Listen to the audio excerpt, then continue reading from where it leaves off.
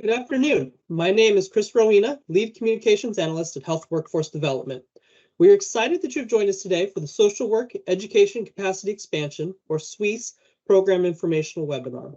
Before we begin, I would like to discuss a few housekeeping items.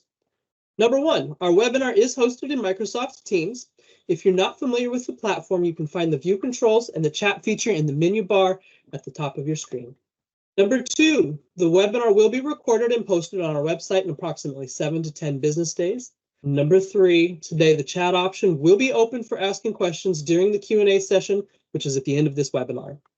Due to an issue with Microsoft Teams platform, we ask that you do not use the Q&A feature and instead use the chat function to ask your questions. Thank you for your understanding and your cooperation. Here's today's agenda. Next slide. Oh, one more.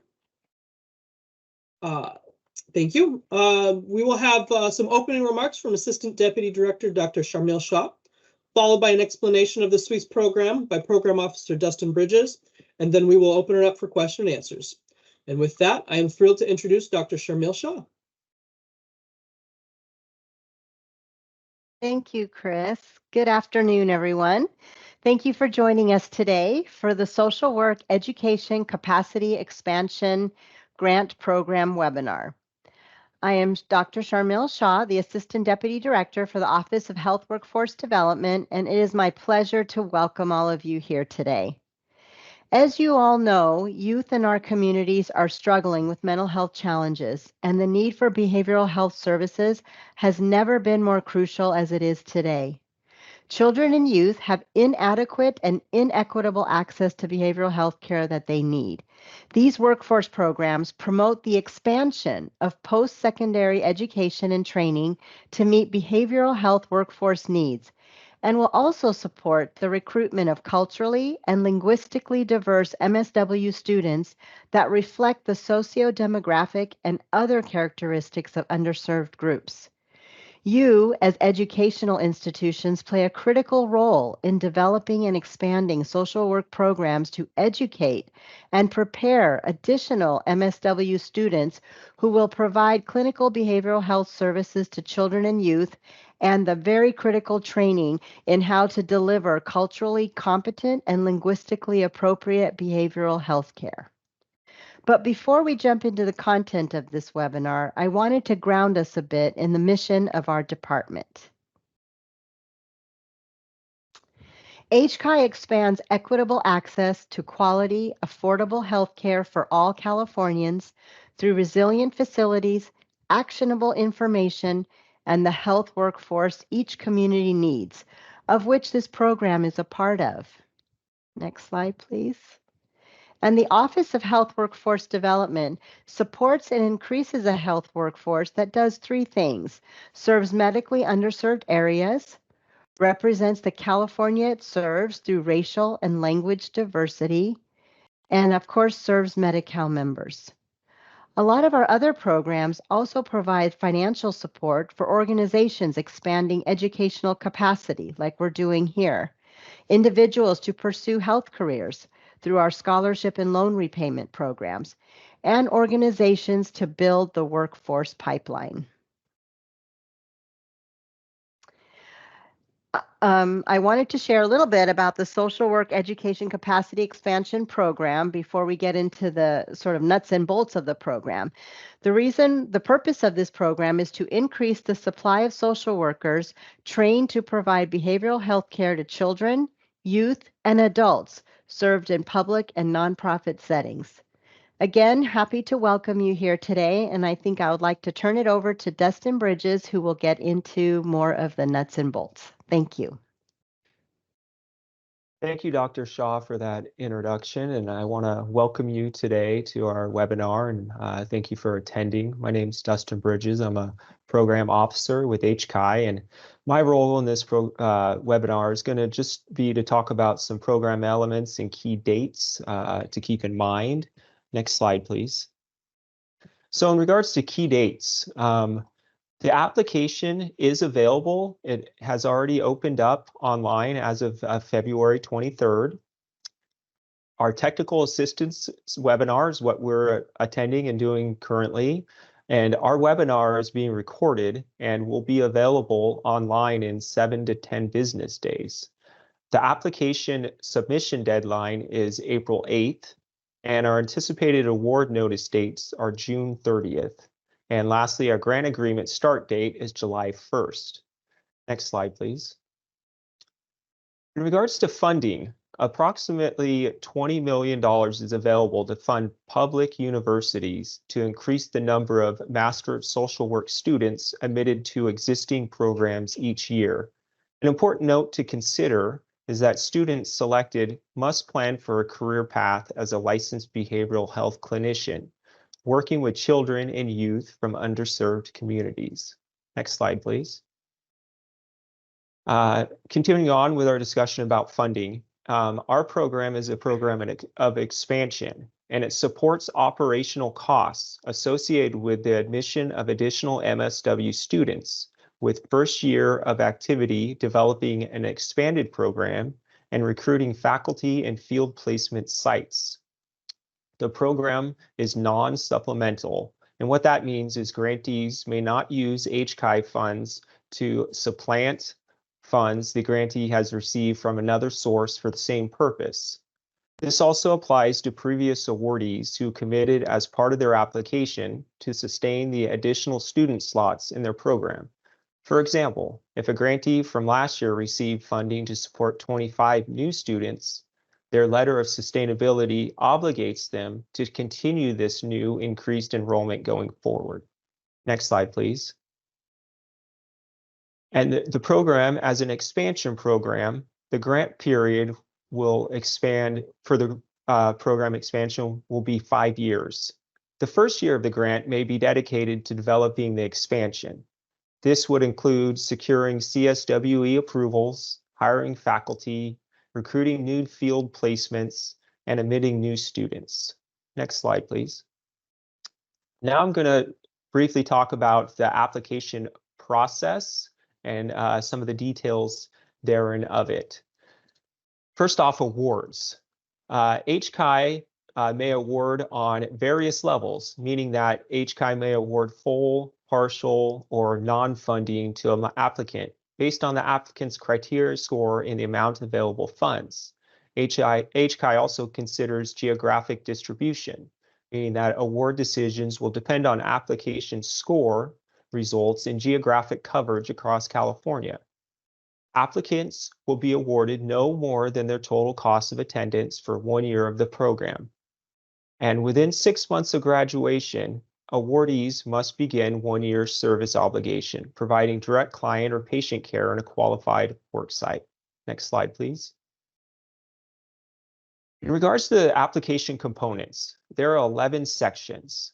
1, general information, 2, profile information, 3, program information, 4, contract administration, 5, program data, 6, field placement sites, 7, proposed new student enrollment, 8, budget or funding, 9, student demographics, 10, recruitment and other strategies, and 11, required documents. An example of a required document would be the letter of sustainability.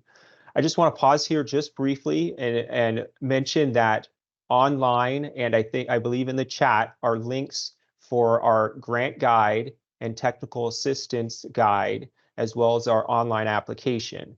And the grant guide and technical assistance guide can be of immense support in the application process itself with any questions you might have beforehand and while you're filling out your application. The grant guide can help with description of services, eligibility, evaluation and scoring procedures, and grant agreement deliverables. It also has examples of the grant agreement itself and an example of a letter of sustainability.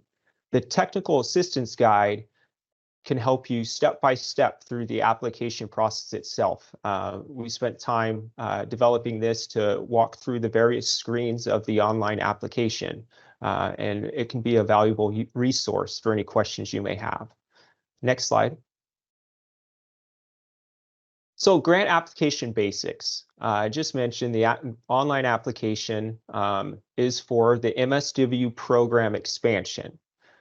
Previously in the last cycle, we did offer new programs, but this year we are only offering the MSW program expansion. So as you apply for the expansion program, pay attention to the buttons that you select. So if you, for example, if you try to select the new program button, it will not allow you to select it and move forward onto the next page on the online application. Next slide, please. So some grant application resources. I touched on these already, but important to keep in mind, the SWECE grant guide before starting the application and while you're on the application, and as well as the SWECE TA guide can be valuable resources. And the online application is also up on our website and open and ready to be applied for. Next slide, please.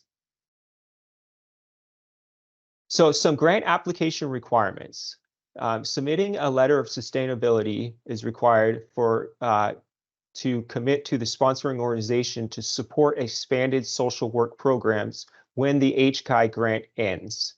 It's also required to list current and or proposed field placement sites, as well as the type of sites.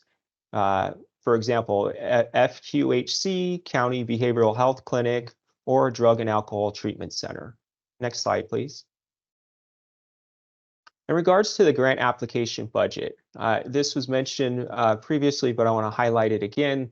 Applicants will be awarded no more than their total cost of attendance for 1 year of the program. And also within 6 months of graduation, awardees are expected to begin a 1-year service obligation, providing direct client or patient care in a qualified work site. Next slide, please. And in regards to the expansion of MSW programs, eligible programs may receive up to $150,000 total per filled first-year positions for up to 25 new students for up to 5 years. Next slide, please. In regards to post-award and payment provisions, HCAI expects the grantee will begin performance of the grant agreement on the start date listed on the grant award document.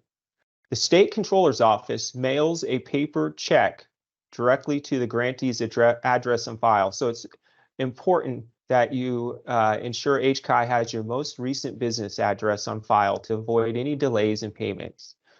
Also, HCAI cannot provide a tax advice to grantees. HCAI are not tax professionals, and tax consequences may vary depending on the grantee. For this reason, grantees should seek professional tax advice. And lastly, HCAI reserves the right to recover monies for a grantee's failure to perform services and other grant agreement obligations.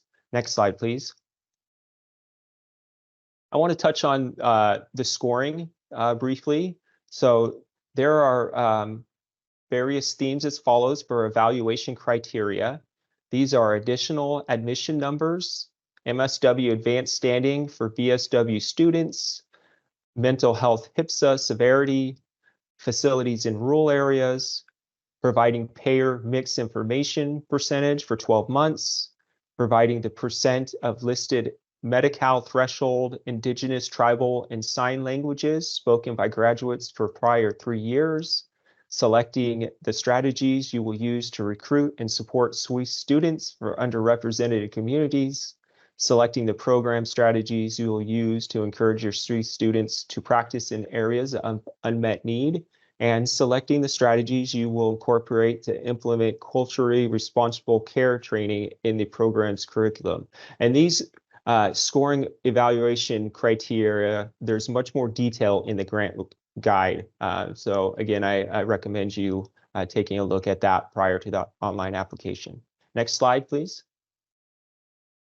Annual reports.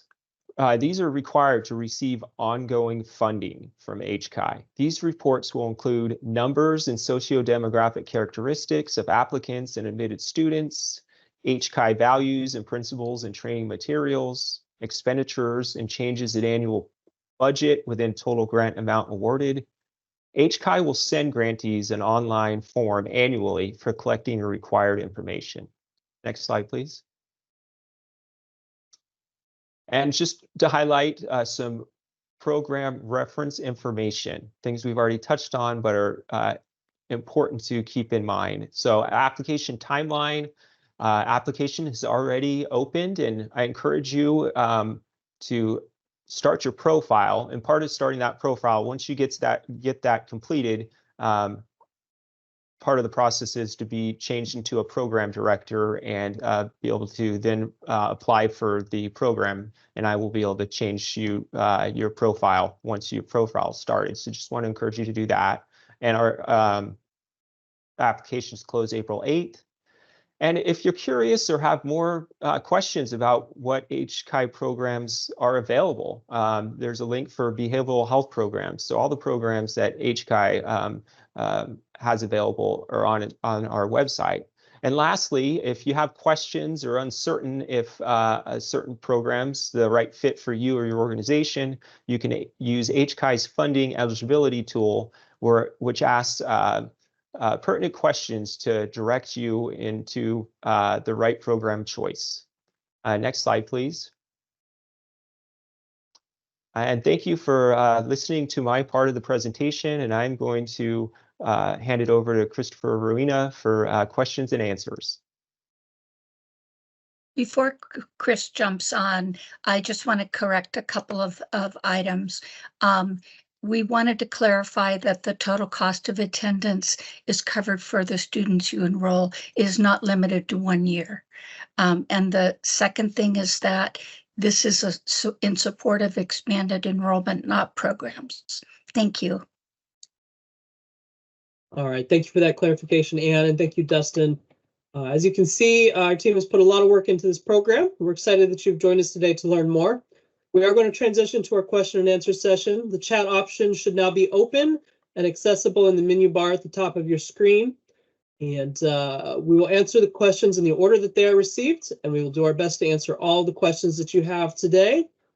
And we really do encourage you to participate in the Q&A session. It really does help us make sure that we're providing the best service possible for you guys, and you have the opportunity to ask your questions to the subject matter experts here today. With that, the chat is open, so let's begin getting those questions in. Give everybody a minute to start typing them up here.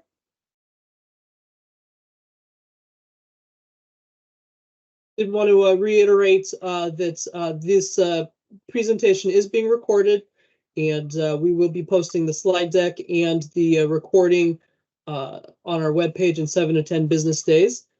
All right, Jessica has the first question. Are private universities eligible to apply? For this cycle, it's only public universities that are eligible to apply. All right, thank you. Next question from Marcus. What is a qualified work site for the graduate to work in? Anne, would you like to answer that question? Yes, we're looking for the opportunity for students to work in sites that represent organizations that serve underserved groups, clinics, schools, like Title I schools, and a whole host. And what I'm speaking to is the second year when you do your specialty practicum. All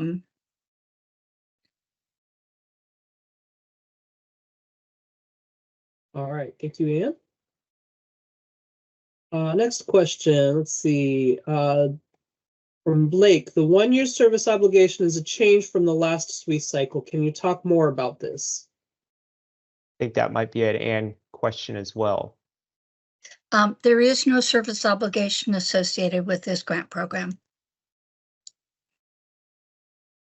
Thank you. Next question from Marcus. What are the budget categories on the application? The tech guide has budget categories but doesn't list what they are.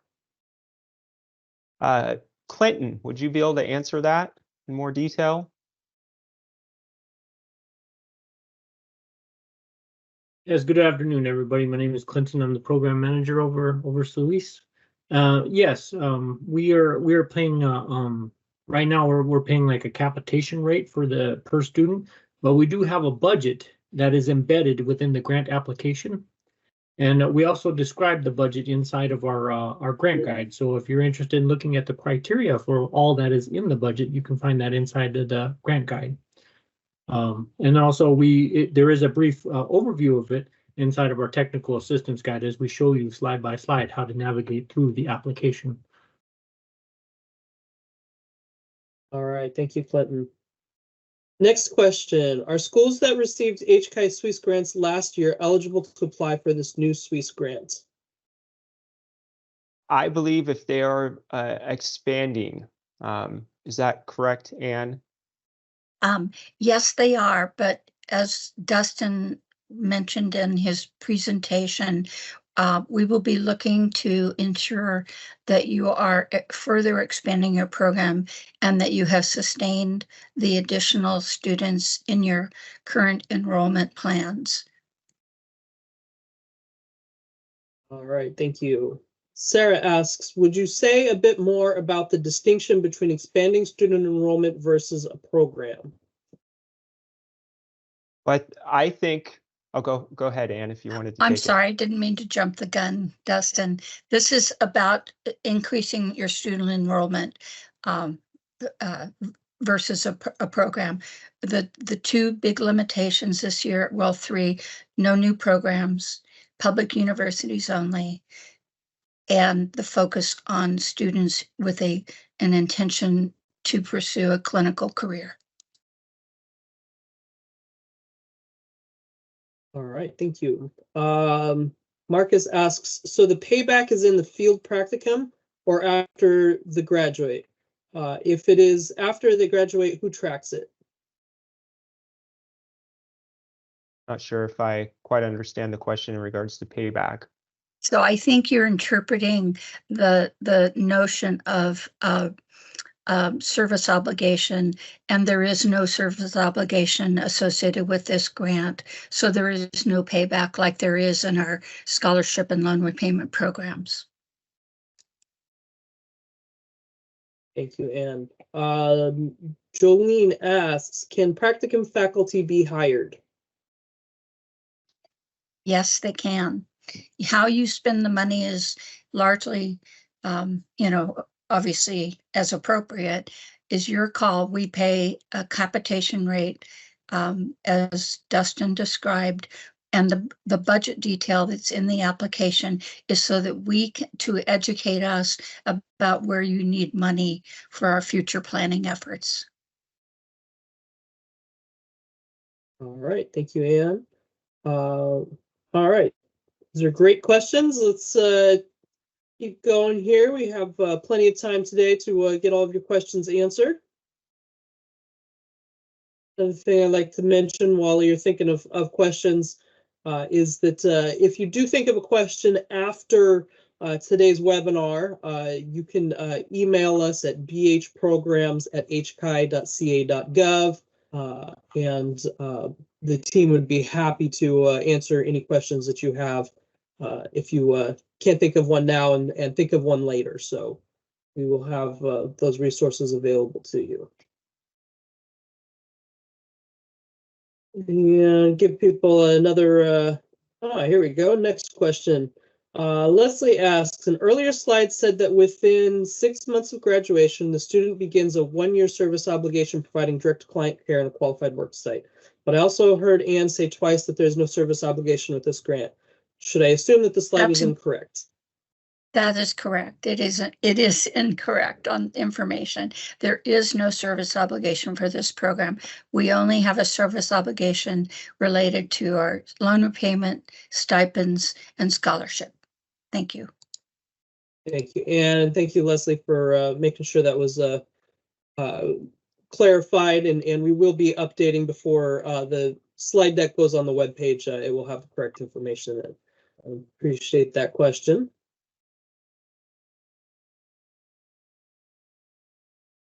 All right.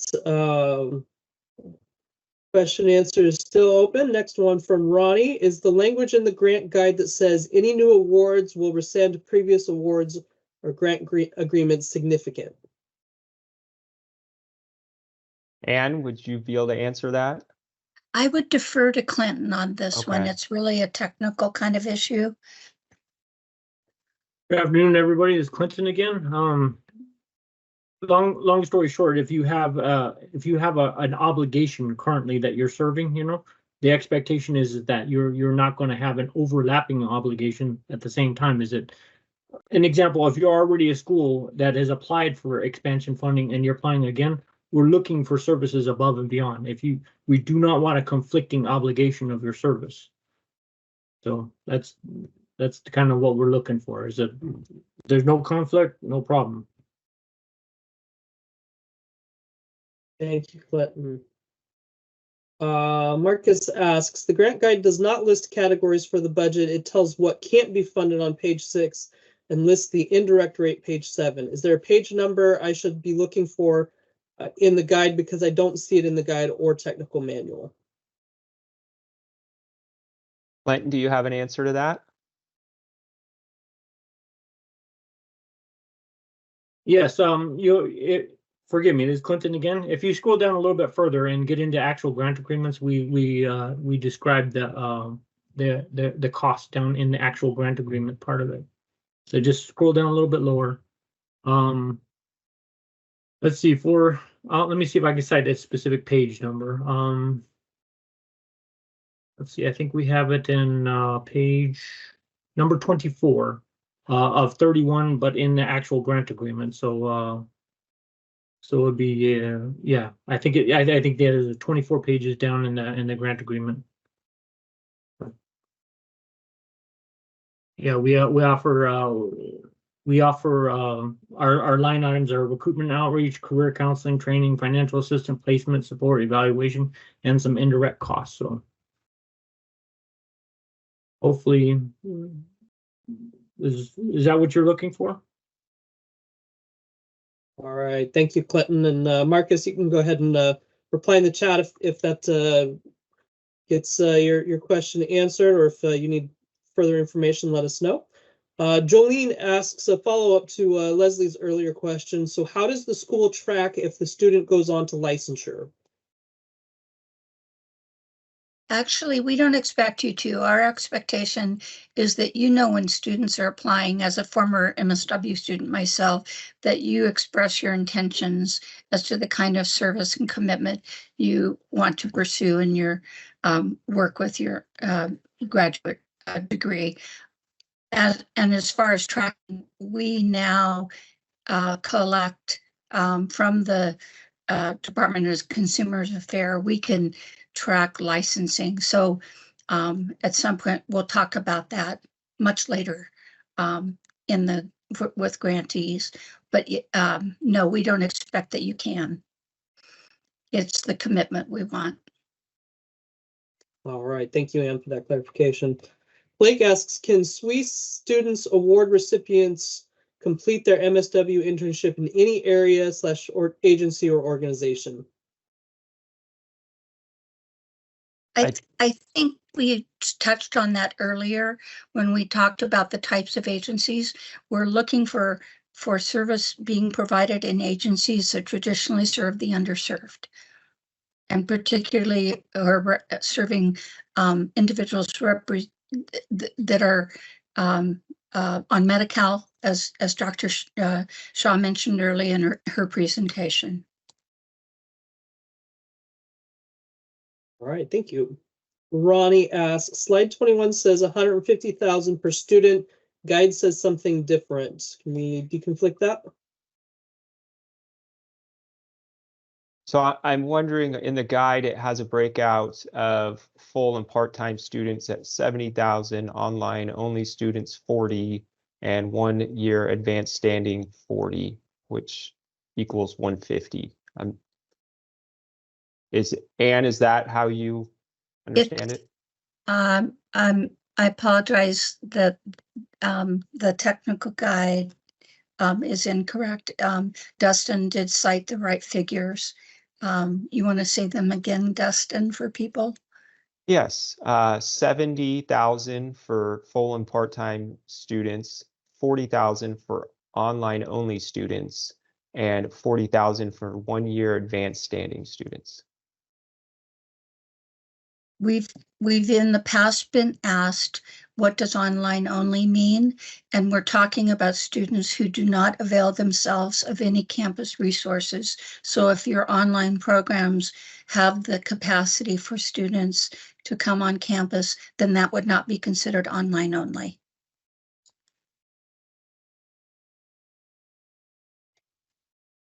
All right, thank you, Anne and Dustin, for that clarification. Let's see, in regards to Marcus's question. He says, yes, that did answer it, but he does not see what we're referring to. The grant guide is 26 pages, not 31. The tech guide is 39 pages, not 31. The list that was said, I don't see written anywhere. We have additional insight as to which page we should be looking at.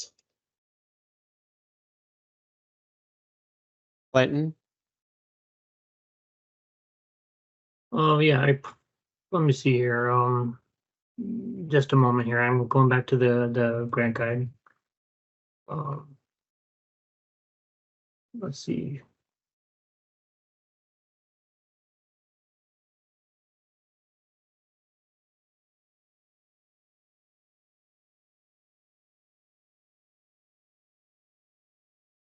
It's in the application when you go through it. There's a window that you have to choose. It drops down and you choose each category. I'm at a loss to see if it was listed in the grant guide. Tell you what, just to save time, if you could send me an email, okay, to the BH program mailbox, I'll get that list to you, okay? Because I just looked at the grant guide again. I did not see it in there. I was looking at a previous version that we made. All right, thank you, Clinton. Let's see, a follow-on question for Marcus. Again, it seems all the funding is linked to number of new students enrolled. So if year one is for capacity building, is there no funding for year one? And the tech guide, it says 2028, 2029 sometimes, but also ends at 2027, 2028 in other places. I'll speak to the first question. So you received either 70,000 or 40,000, depending on the category of your students, per expansion up to 25. You will get that in a payout that's described in the grant guide. How you use that over each year is your decision.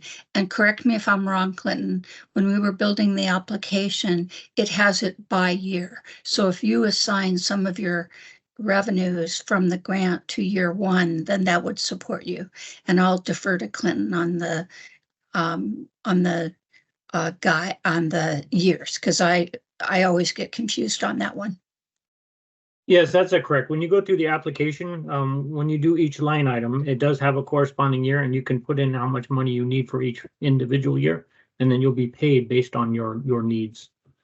But that's part of the application process. When you go through, you'll get to the budget screen, and it'll require that you answer every one of those budget questions, even if the answer is 0.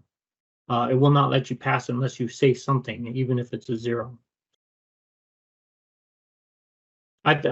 Forgive me. I thought we had the list in the grant guide, but it was in a different draft that we had removed since then. So it's not in it's no longer in the grant guide. But I'll have the list, and if you send me your email on the BH program mailbox, I'll get you that list. I apologize for that. And offer that same to anyone else who wants to email for that list if that's a question. So why don't we send that information to all the registrants for the webinar? Sounds like a good plan, Anne. I think we can do that. All right.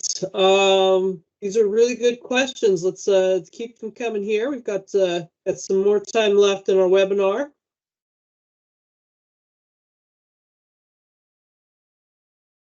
And as we come come up towards the end, we will have some other resource slides talking about the other resources that HCAI offers if you haven't seen our other programs. Give people another minute or so to think of any other questions that you might have.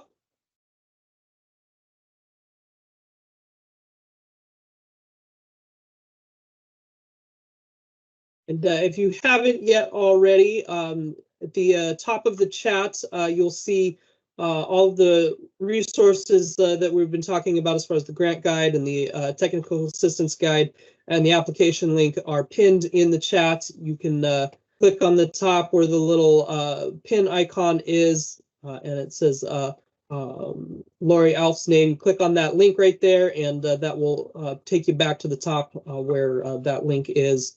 And you can see all of those great resources for you on that. We do encourage you to look at that. And it looks like we may be out of questions for today. So if there are no other questions right now, thank you all for your participation in the Q&A session. Again, if you do have more questions, please email the team at vhci.ca.gov.